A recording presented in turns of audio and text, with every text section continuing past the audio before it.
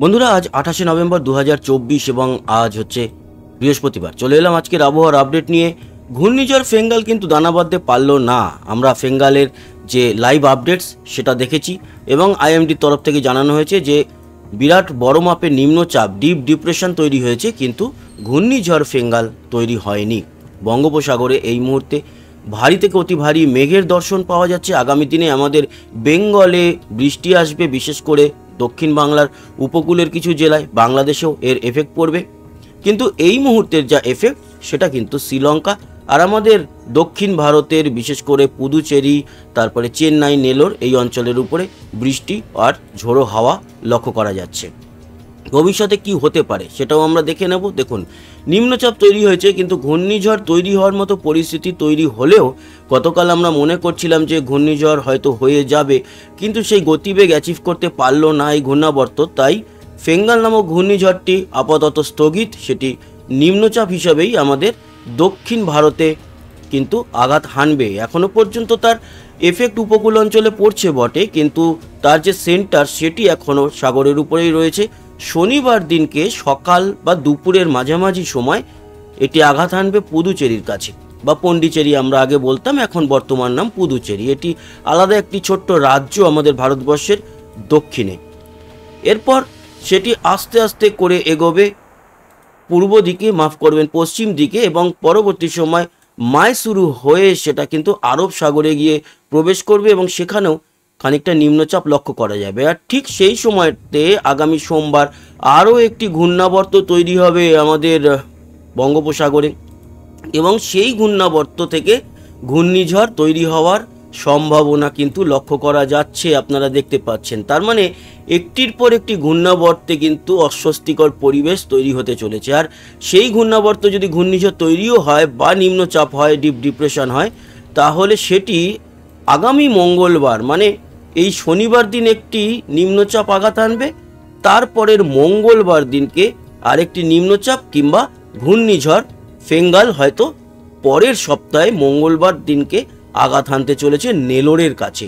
পরপর দুটো নিম্নচাপ সাধারণত লক্ষ্য করা যায় না। আমার যতদূর মনে পড়ছে বছর তিনেক আগে এরকম একটি ঘটনা ঘটেছিল, সেই নভেম্বর মাসেই, এবং দুটো ঘূর্ণিঝড় তৈরি হয়েছিল। এক্স্যাক্টলি আমার এই মুহূর্তে নামগুলো মনে পড়ছে না, হয়তো লিস্ট চেক করলে মনে পড়বে।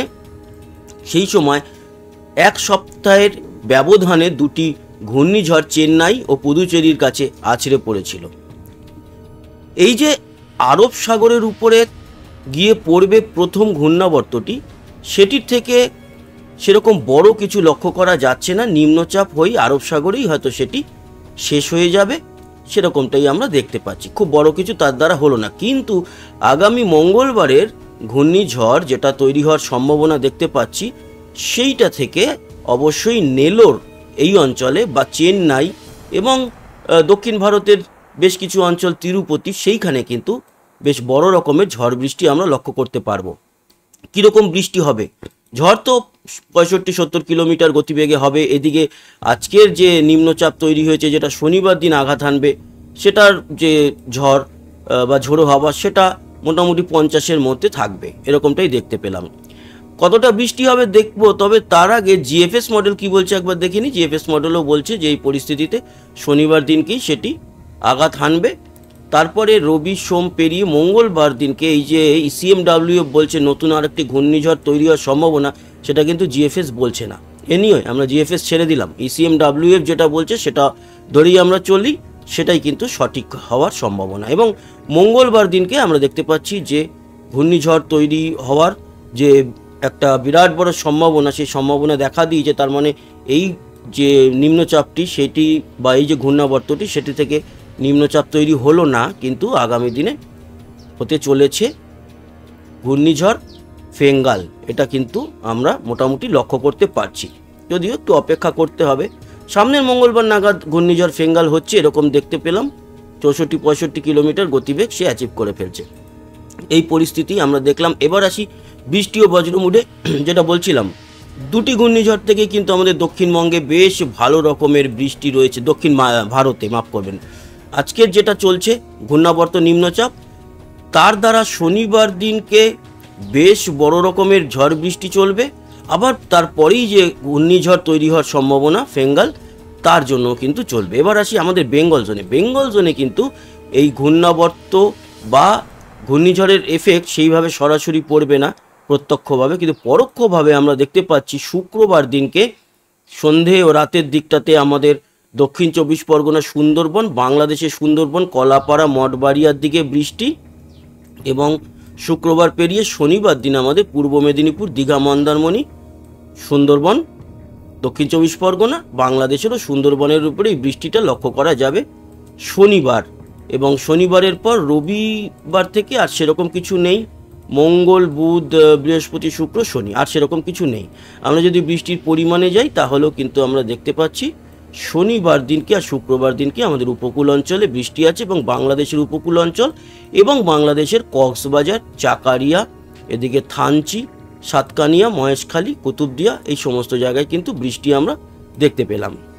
আর আমাদের দক্ষিণ ভারতের অবস্থা মোটামুটি বেশ ভালো রকম পরিবর্তন, ভালো বৃষ্টি, আর বঙ্গোপসাগরের উপরেও কিন্তু বিরাট মাপের বৃষ্টি থাকবে। আর অবশ্যই মৎস্যজীবীদের, দক্ষিণ ভারতের যারা মৎস্যজীবী তাদের রয়েছে এখনো পর্যন্ত সোম মঙ্গলবার পর্যন্ত সমুদ্রে যেতে নিষেধাজ্ঞা।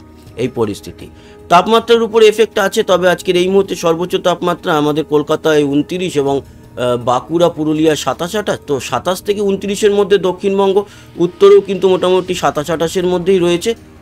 আর দার্জিলিংয়ে 18, বাংলাদেশের উত্তরে 28, মধ্য বাংলাদেশ 29, সিলেটের দিকটায় 29, 28-29-এর মধ্যে বাংলাদেশ রয়েছে, 30-29-এর মধ্যে মহেশখালী, চিটাগাংয়ের দিকটা। ত্রিপুরা একটু বেশি আছে, 30-31-এর মধ্যে, শিলচর 30, এবং আসামের গোয়ালপাড়া, গুয়াহাটি 26 থেকে 28-এর মধ্যে। পুরো আসাম, ডিব্রুগড় সব জায়গায় রয়েছে, আলাদা করে আর মেনশন করলাম না।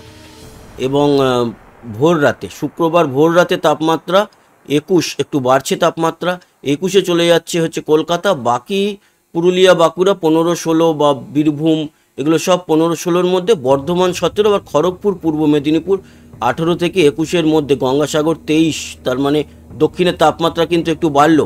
উত্তরে অবশ্য শিলিগুড়ি 16, মালদা 15, উত্তর দক্ষিণ দিনাজপুর 15 থাকছে, দার্জিলিংয়ে বেশ কম নয়। অন্যদিকে কোচবিহার, আলিপুরদুয়ারে দেখুন 12-13-এ পৌঁছে যাচ্ছে, দিনহাটা যদিও 15, তবে শীতলকুচি 13, জলপাইগুড়ি, ধূপগুড়ি 14, আলিপুরদুয়ার 12-এ পৌঁছে যাচ্ছে, মাথা ভাঙাও তাই। তার মানে তাপমাত্রাটা উত্তর দিকে বাড়লো। আবার দক্ষিণ বাংলাদেশে দেখুন তাপমাত্রা অনেকটা বেশি, 20-21, কুমিল্লা 19, সিলেট 18, মধ্য বাংলাদেশ ঢাকা 18, আবার উত্তরে 16, 15, ময়মনসিংহ 15, এরকম। চিটাগাং, মহেশখালীর দিকে 21, শিলচর 18, গুয়াহাটি 15, ডিব্রুগড় 14, এই রকম তাপমাত্রা কিন্তু থাকবে ভোর রাতে। এরপরে একটুখানি আমরা দেখে নেব শনিবার ভোর রাতের তাপমাত্রাটা ওভারঅল, তো সেক্ষেত্রে একই থাকবে, 21-22-এর মতো থাকবে। রবিবার দিনকে 20 কলকাতা, বাকি উত্তরে তো কম থাকছেই।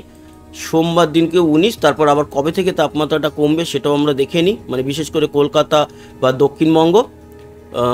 যদি আমরা পরের বৃহস্পতিবার দেখি 20 থাকছে, তারপরে শুক্রবার 19, আবার পরে শনিবার থেকে আবার কমছে 17, এবং তখন এই মেহেরপুর বা সিউড়ি, নলহাটি, কাটোয়া দেখুন 11-এ চলে আসছে। তার মানে পরের সপ্তাহ থেকে বেশ ভালো রকমেই কিন্তু তাপমাত্রা কমবে এবং ঠান্ডাটা পড়বে। তো বন্ধুরা, এই ছিল আপডেট, আশা করি কাজে লেগেছে। সঙ্গে থাকবেন, সাবস্ক্রাইব করে লাইক শেয়ার করবেন, কমেন্ট বক্সে আপনার মতামত জানাবেন। আসি আবার দেখা হবে, সবাই ভালো থাকবেন, সুস্থ থাকবেন, টাটা।